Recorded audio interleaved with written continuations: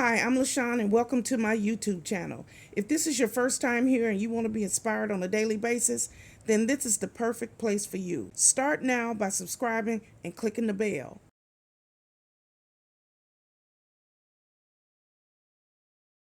Hello. My name is LaShawn and welcome to my YouTube channel. This is a very simple lifestyle vlog where I get here every morning and I try to uplift, encourage, and inspire as many people as I possibly can. Let me tell you a little bit about myself. I am the divorced mother of 3 adult children. I have 2 boys and a girl. I am a United States Navy veteran. I'm also a surgical tech. I am disabled and I work full time here now from my home. I am a hustler. That's right, I'm a hustler. I get up every day and I work. I do something for my YouTube channel every single day. And I love what I do. I love to help people, uplift people, encourage people, and talk about the love of the Lord. That's right. So this is my new intro. So here I am. And if you like what you see, click like, share, comment, and come back here on a daily basis. So here's today's video. Hello, it's me, LaShawn, and welcome back to my YouTube channel. I'm so glad you decided to join me here once again. It's a beautiful day here in Jacksonville, Florida, but it always is. The weather is always perfect, whether it's 40 degrees, 60 degrees, 100 degrees. It's just really beautiful here, and I love living here in Jacksonville. Well, I wanted to share something with you today because I get lots of emails and different things about different topics to talk about and different things like that. And ultimately, I decide what I want to talk about or things that I want to share, because when you have a YouTube channel, you have to be very careful to guard the things that are very sacred in your heart. And you don't want to share everything. You want to be as authentic as possible and transparent and honest. Those are wonderful things, but you also need to save some stuff in your heart. And that's what I'm aware of. So this video here today, I've shared my testimony before. I have no secrets. I'm not ashamed of my life. I'm not ashamed of anything that I've been through, because I know that God has lifted me up and he has carried me and got me to where I am right now. So I'm an advocate for sharing your testimony. I want people to share their testimony, because when you share your testimony, you can help save, encourage the next person. So that's what I want to do. And I want to, maybe this is your first time here. Maybe you've been here forever and never heard my story, but I really want you to listen to my testimony, because I have lived a really good life. I am 54 years old. I have 3 adult children. As you know, I do it in my intro. I was married for half of my life. For all my life, I was married to my husband. Our marriage and my life was different back then than it is now. And a disclaimer at the beginning of this video is I will not bash the father of my children. That's just something that I won't do. When I tell this story, this is my opinion. This is my point of view. This is my opinion. And so I wanted to do that disclaimer first, and I'll share what I choose to share. Now, anyway, so I am 54 years old. When I was 18 years old, I joined the United States Navy. And it was the first time I flew, the first time I was away from home. It was a lot of firsts. And so the first place I went was Orlando. I did boot camp in Orlando. And I met a wonderful guy who was in the Marine Corps. His name was Jonathan. And he was handsome and smart. And he was a Christian. He loved God. He loved his mother. He loved his family. And I really cared deeply for him. And then I got stationed in, where did I go first? I went to Maryland, and me and Jonathan was trying to do the different places. He was in the Marine Corps, and he was about to go overseas, and it just didn't work out. But he was a wonderful guy, very respectful, and he was brought up really nice. And I always thought, what would have happened if he and I would have got together, because he was a wonderful and kind man who loved the Lord. And so I went to, where did I go first? No, I went to Key West first. I'm sorry. I went to Key West, and then I went to Maryland. And in Maryland, I learned a lot about myself. I got my first apartment. It was very difficult for me. I had no furniture or anything else like that. But you know what?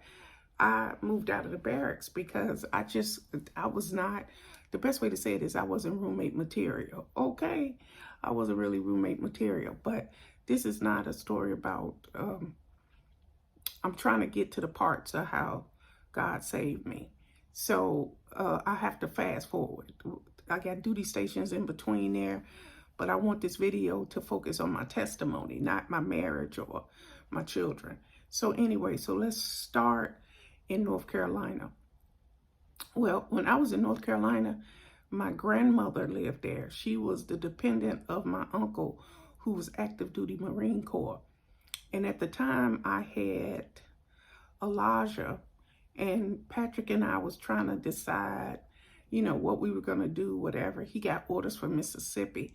So before I start that, I wanted to say that I was drinking alcohol, Bacardi, whatever I can get my hands on.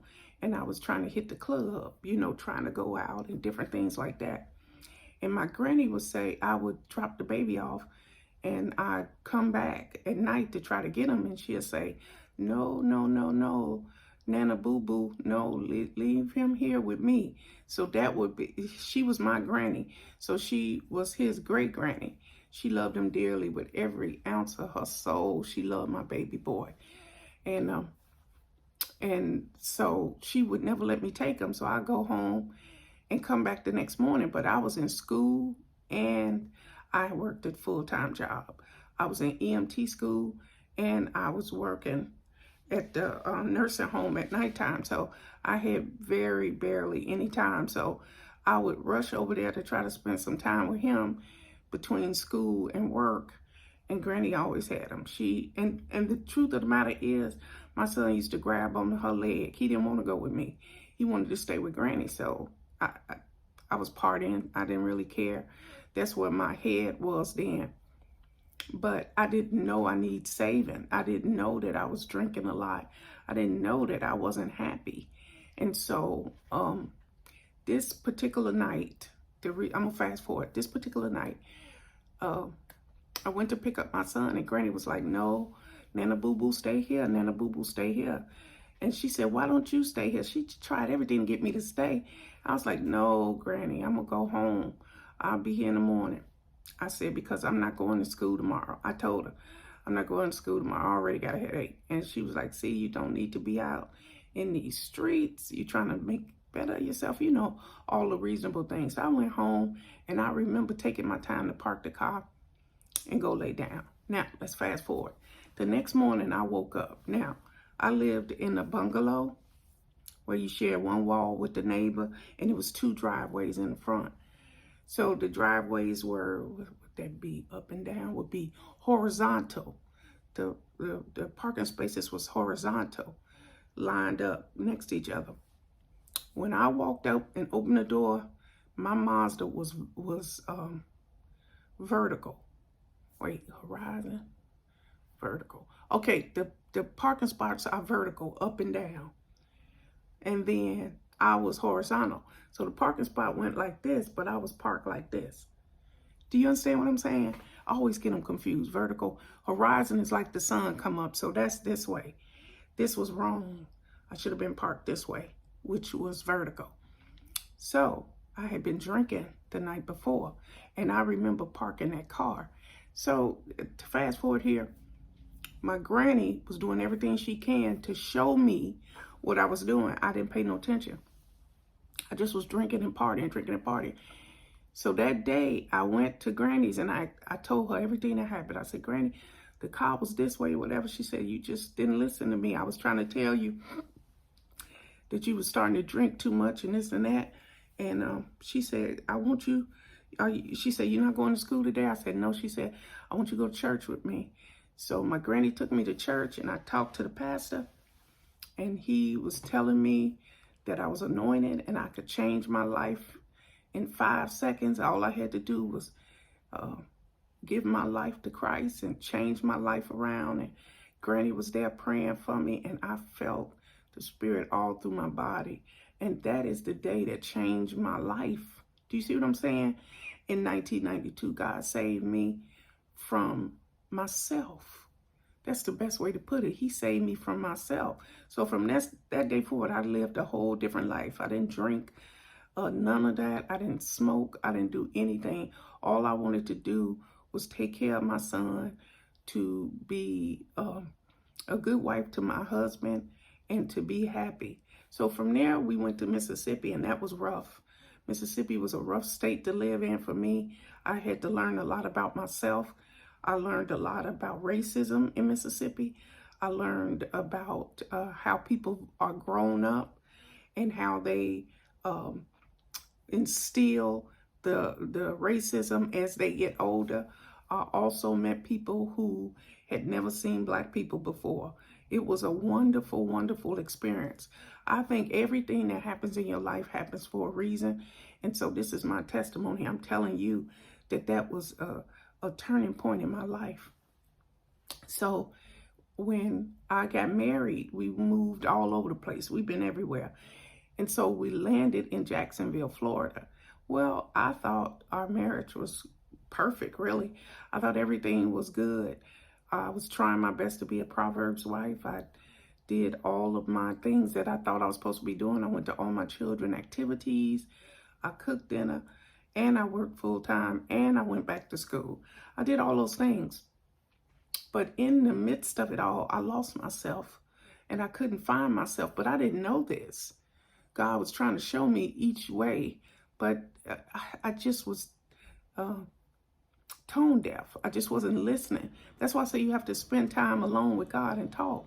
So he saved me. My husband told me he didn't want to be married to me anymore, and he moved on with his mistress.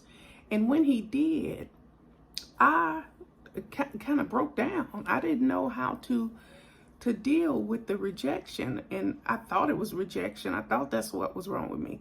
But I know now that it wasn't that. I know that I was in the depths of depression, and I was on the couch, and I didn't want to go forward because I was scared. I didn't know what to do. All I knew how to do was be in the Navy and be a wife. That's it. A wife and a mother. I didn't know nothing else. I didn't know what I could do on my own because I depended on my husband so much, which I still to this day do not regret that, because I was being a good wife to my husband and doing diligently all the things that I was supposed to do. So I don't regret that. I try to tell people, you got to be careful what you say. I wish I didn't do this or that. I think that made me who I am now, because I am so strong now. I was very weak back then, and I was more like, whatever you say, yes, yes. That's what I did instead of thinking for myself. So when my husband was very high up, he was a command master chief. So you couldn't get no higher than that. And so he had a great deal of respect, and people who respected him and cared for him in that sense in his military career. And I was just a wife whose marriage was falling apart. So I felt like I was nothing, like I never accomplished anything, or anyone loved me. So I started seeing a psychiatrist and a psychologist. I was trying to pull myself up out the depths. And at the time, Bishop at the church I went to came to the house repeatedly. They prayed for me. They did everything, but I didn't even want to bathe. I didn't want to do anything. And Bishop told me, it's going to take time, but we won't give up on you. And they came and they prayed. I'd had a prayer warriors on the phone, and I still didn't get off the couch. I didn't want to. But you know what? This is part of my testimony. Jesus saved me. He got me up off that couch, and he told me to get up. Stop sitting around. My problem was I felt useless. I felt useless. But in reality, I was a college graduate, a United States Navy veteran, a mother. I was a whole bunch of things. I just was not his wife. But I didn't understand that. So Jesus had to show me. He saved me. God gave me the courage to get up, get moving, and be a part of the living. My psychiatrist told me, get up, get moving, and be a part of the living. Bishop told me, give your life back to Christ. Those combination of two things saved me. Yes, he saved me. And I pray that my story will give you strength, that when you are at your very bottom, that you can find something that you can focus on to pull yourself up. Oh my God. God can change you no matter what. And he changed me. I used to drink. I don't drink. I used to smoke. I used to party. I used to do all those things because I thought that's what I was supposed to be doing. So I know my life is slow now. Some may say it's boring, but I am so happy now. I feel so blessed at the age of 54 in this little apartment because I have so much peace here. I can't even explain the joy that I have in my heart because anyone belongs to Christ. Anyone belongs to Christ, but you can become a new person, a new you. Your old life is gone and your new life is about to begin. 2 Corinthians 5:17 is part of my life now. This is my new life.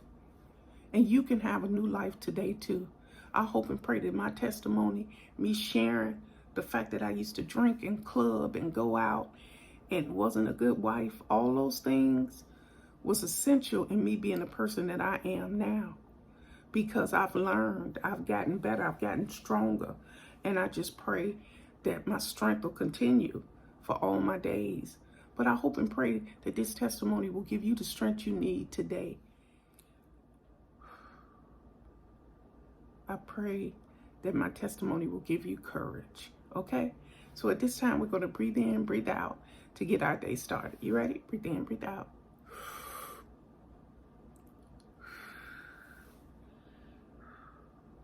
We thank you, Father God. We are so grateful, Father. So wherever you headed today, to work, to school, or maybe you have to go to church today, be happy, be joyful, and put a smile on your face. And remember, there are always people worse off than you, okay? So have a good day, have a blessed day, and remember, God loves you, and so do I. Goodbye, everybody. Goodbye. Thank you guys for watching today. Hope you enjoyed today's video. Take a minute to leave a comment. I look forward to talking to you soon.